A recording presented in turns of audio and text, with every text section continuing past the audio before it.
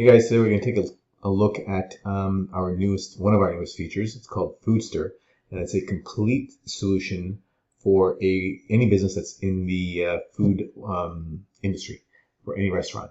Okay, it's in your dashboard under your features on the left-hand side. It's called Foodster. When you click it, it will open up a brand new page. And I'm going to give you guys a high-level overview of the platform right now because it's new.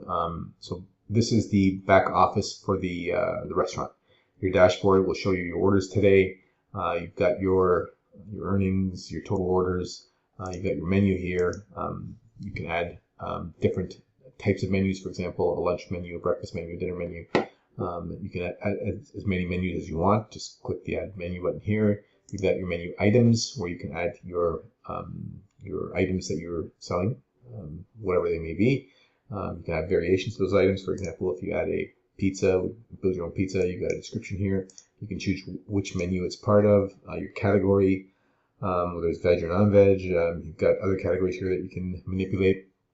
You can do add a prep time here, how long it'll take you to make.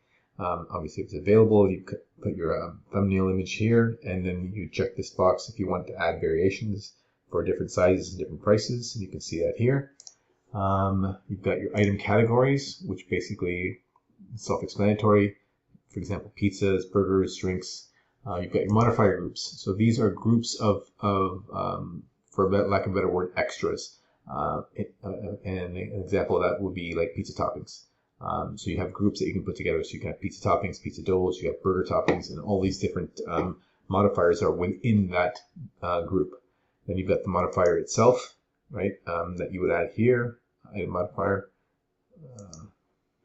Select the menu that it belongs to, the group that it's part of, and then if you've got a limit, so let's say you have a modifier that has, you have a pizza, a 3-topping pizza. You can put a minimum limit and a maximum limit here. The other thing that you can do is if you want to allow people to go beyond the limit, you can check this box off, and it will basically let people keep going but pay for the extra additional items. So let's say you have each of your toppings, your tomatoes, your onions, your pepperoni, whatever you have, are all $1 each. If you've got 3 in that in limit here, maximum limit, I would be able to select 3 as a maximum. And then if I wanted more, if I want extra tomatoes or extra green peppers or extra whatever, I would be able to select them, but I would be charged for that by checking this box off. Okay, moving right along, you have the ability to set up tables. You've got different areas in your place of business. Your main dining room, rooftop, patio, whatever you would have there. You've got tables that you can set up here. A great thing here as well is you've got, when you set the table up, you can see, seats 5, seats 8, seats 4. You have the ability to add QR codes for each table. So you can put these QR codes in like a little printed pop-up and put them on the table, and your users would come in, your guests would come in, scan the QR code, and quickly see your entire menu, and would be able to order from their menu, and the orders would go directly to their table, the bills for their table. Okay. You've got waiter requests, so you can actually have people that ask. You can turn this on or off. It's manageable, but your customers can basically cue the waiter to come over for whatever they need. You have the ability to add to create reservations if you wanted to use that system. You can see up here in the dashboard at a glance your orders today, your reservations, and your waiter requests. The other great thing we have is it's a game changer for us as far as I'm concerned. We have the POS system built in, so you've got all of your menu items here, and you can go through whatever category you want or show all. And you have the ability to actually create orders like an actual POS system. So I'll just add a Coke, for example, here. I'll add a margarita pizza. I'll select my size. I'm able to select toppings if I wanted to. It's that simple. Then you've got a few options down here. You can have a bill and payment. You can just create a bill if it's an ongoing thing. You've got a kitchen order ticket and kitchen order ticket and print, and then you've got bill and print. So if you wanted to finish the transaction, you would click that. Bill and payment here. You've got to add your customer up here. You can select a cash customer if you want, but I'm going to add myself here. You're also able to do a dine-in, delivery, or pickup, and assigning your tables. All of these things are very easy to learn and very intuitive. As you can see, the UI is beautiful. It's fantastic. Make your payment. The bill here is $24.86. I'll hit a 50 and complete payment. It tells you right here how much your change is. Complete the payment, and away you go. And you now have the ability to print, delete, or close. Okay, so it's that easy to use the POS. Your orders are showing up here. Sorry about that. So you got your orders all over here. The kitchen would be able to click on their tickets and see their tickets. I'm just going to run through one more because I want you to hear what the kitchen hears when an order is placed. I'm just going to add a burger here and get the kitchen order and print. And I'm not going to print anything here. In a couple of seconds, you'll hear a little buzzer, a beep. Actually, I think we need. There you go. Your new order received, and go to the kitchen order thing here, and you can see all this is what the kitchen can actually have up on a screen somewhere. And these are all the orders that the kitchen has. The kitchen can actually look at it, print it, and then just basically say, okay, the food's ready, and boom, that's now ready. This one is, and you can see all the details here. So this is quite robust as far as what it can do for the back end of a kitchen or a restaurant. So you got your kitchen order tickets, you got your orders here.